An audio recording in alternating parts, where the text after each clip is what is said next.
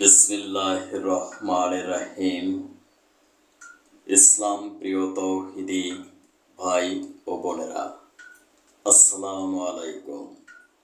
বিশ্বের যে প্রান্ত থেকে আমার বাংলা কোরআন পাঠ অনুষ্ঠানটি শুনছেন, ডিজিটাল বায়োকেমিক মেডিকেল সায়েন্স হসপিটালের পক্ষ থেকে ডক্টরস টক টিভি 100K চ্যানেলের সকল দর্শক শ্রোতাদেরকে জানাচ্ছি আন্তরিক অভিনন্দন। আজ আমি পাঠ করব সূরা আল মুমিন, আয়াত 61 থেকে 70 পর্যন্ত। আয়াত 61। আল্লাহ পাক যিনি তোমাদের জন্য রাত বানিয়েছেন যেন তোমরা তাতে বিশ্রাম নিতে পারো, এবং দিনকে পর্যবেক্ষণকারী আলোকোজ্জ্বল করেছেন। নিশ্চয়ই আল্লাহ পাক মানুষের প্রতি সর্বশেষ অনুগ্রহশীল। কিন্তু অধিকাংশ মানুষই কৃতজ্ঞতা আদায় করে না। আয়াত 62। এ হচ্ছেন আল্লাহ পাক যিনি তোমাদের প্রভু, প্রত্যেকটি জিনিসের একক স্রষ্টা। তিনি ব্যতীত অন্য কোনো মাবুদ নেই। বলো, তোমরা কোথায় কোথায় ঠোকর খাবে? আয়াত 63।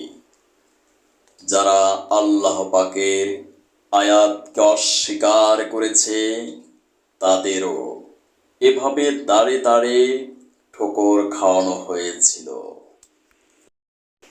আয়াত 64। আল্লাহ পাকই তোমাদের জন্য ভূমিকে বসবাস উপযোগী স্থান বানিয়ে দিয়েছেন, আসমানকে বানিয়েছেন ছাদ। তিনি তোমাদের আকৃতি গঠন করেছেন।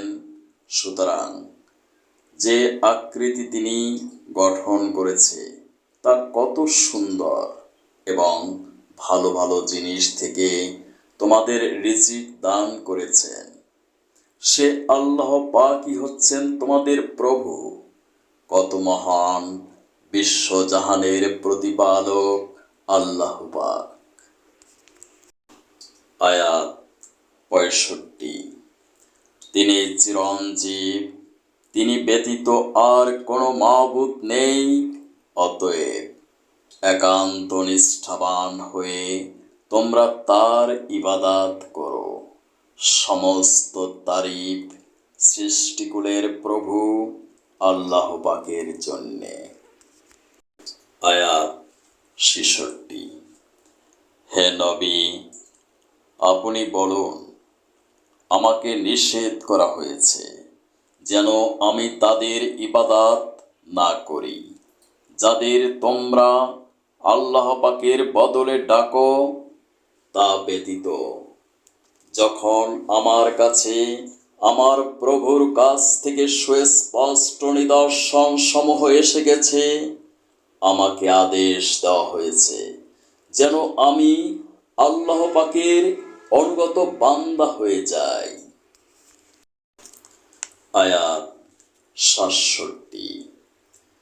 তিনি আল্লাহ পাক যিনি তোমাদের মাটি থেকে সৃষ্টি করেছেন, অতঃপর শুক্র বিন্দু থেকে, তারপর জমাট রক্ত থেকে বানিয়ে তোমাদের শিশু হিসেবে বের করে আনেন। তারপর তোমরা যৌবন প্রাপ্ত হও, এক সময় আবার উপনীত হও বার্ধক্যে। তোমাদের কাউকে আগেই মৃত্যু দেওয়া হবে।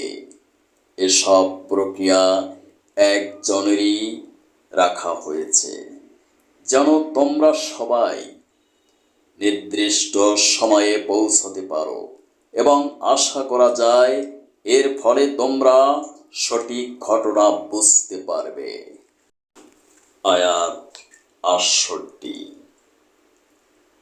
তিনি আল্লাহ পাক যিনি তোমাদের জীবন দান করেন, যিনি তোমাদের মৃত্যু ঘটান, যিনি যখন কোনো কিছু করার সিদ্ধান্ত করেন তখন শুধু এতটুকুই বলেন, হও, অতঃপর তা হয়ে যায়।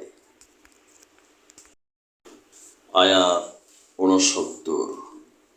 হে নবী, আপনি কি ওদের অবস্থার দিকে তাকিয়ে দেখেননি, যারা আল্লাহ পাকের অবতীর্ণ করা আয়াত সম্পর্কে নানা বিতর্কে লিপ্ত হচ্ছে? আপনি কি বলতে পারবেন আসলে ওরা সত্যকে ফেলে কোন দিকে ধাবিত হচ্ছে? আয়াত ৭০। ওরা সেসব লোক যারা এ কিতাব অস্বীকার করে সেসব কিতাব যা আমি ইতিপূর্বে নবীদের কাছে পাঠিয়েছিলাম। অতএব অতি শীঘ্রই তারা নিজেদের পরিণাম জানতে পারবে।